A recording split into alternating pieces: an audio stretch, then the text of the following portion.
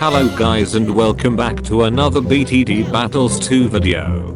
In today's video we are going to display the 10 worst tier 5 upgrades in the game. And I'll explain how we should boost them in the future, while also showing the upgrades data. So let's dive into the contents and commencing right now. So the 10th worst tier 5 tower in my list is the Inferno ring. You may think that Inferno ring got countless buffs. Is it finally good? But unfortunately it's still pretty bad in this meta. Its cross paths are a bit overtuned, especially for its meteor attack, but even that doesn't make it viable in any scenario. It doesn't have the DPS to be worthwhile for its price most of the time, while being such an expensive tier 5 tower. So because of the price/damage ratio being off the cliff, it's easily one of the worst tier 5s in the game. Another bad tier 5 on our list is the Preemptive strike. The main problem with it is its ability doesn't actually give increased damage, meaning it's so reliant on its powerful ballistic missile attack most of the time. Even if the ability comes back quicker, first strike capability heavily outclasses its ability because it's too cost inefficient and ends up being a waste of money when microing.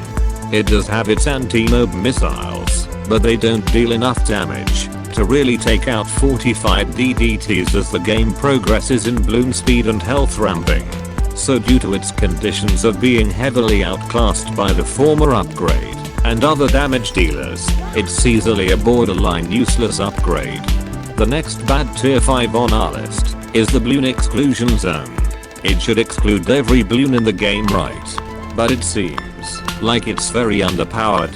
Its damage isn't enough to be worthwhile in the later portions of the game, and its laser shot cross path is terrible, which is why it's less versatile in builds.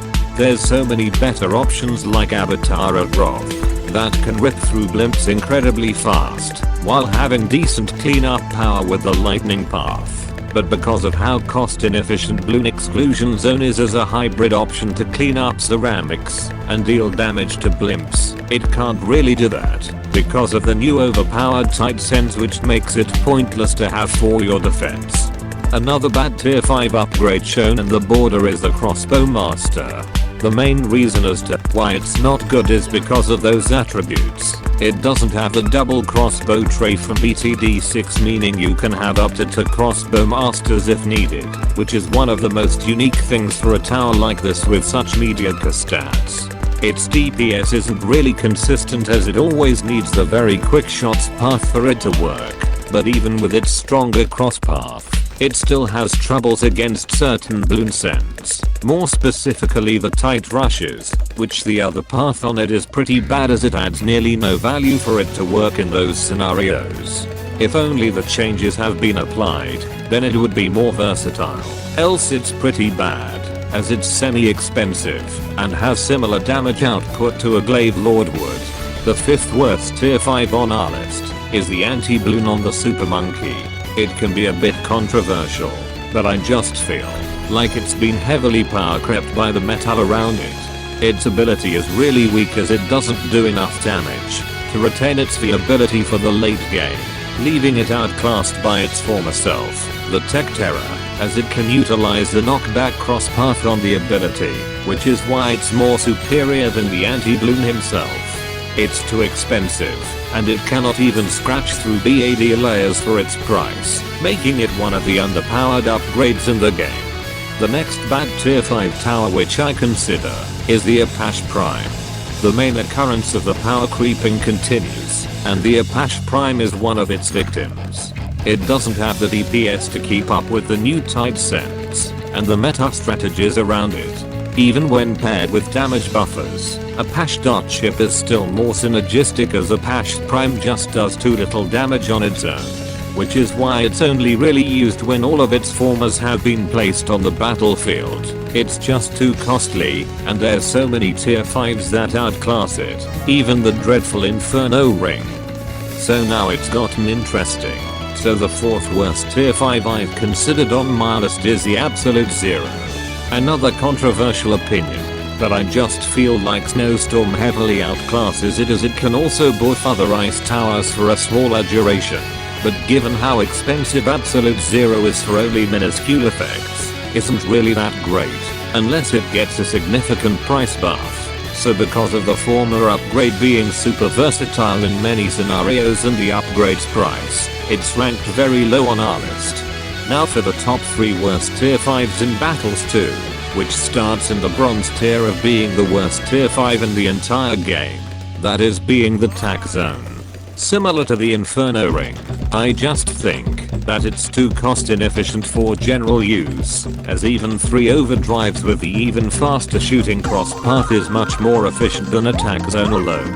It doesn't defend the newly tight rushes mainly due to how trash the super ranged Tack's path currently is, as even faster shooting being one of Tack shooter's stronger paths, it can't really solo Dalo that. It doesn't have the damage output for its price, so it's mostly relied on damage buffers as a whole, but still too cost inefficient and overdrives are more superior in cost efficiency than a single Tack zone would. Moving into the silver tier of being the second worst tier 5 upgrade in the game, which is the Perma charge on the Boomerang Monkey. The main problem with it is it scales really poorly in the late game. Even with the red hot Rang's cross path, it still lacks damage efficiency against those strong Bloons past round 28. It's too expensive to be worth a lot of the time, and it's just a backbone of your defenses. It just can't deal with 45 BADs to an extent. Very lackluster and needs a buff. And finally, the worst tier 5 upgrade of all, getting the golden placement, is the Sub Commander. Here's as to why you never want to use this upgrade on the submarine. Its damage is really minuscule for its price, which can't even defend a fortified BFB, because it does a tiny amount of damage. Its synergy is really lackluster, one of the worst in the game, as the new tight rushes have made it even worse, since you can't efficiently defend with a bunch of armor-piercing submarines around it. I hope they heavily buff this upgrade in the future, as it's never seen in competitive play even with the most popular submarine loadouts in the past. It turns to show how realistically garbage an upgrade can perform in a game of Bloons tower defense battles.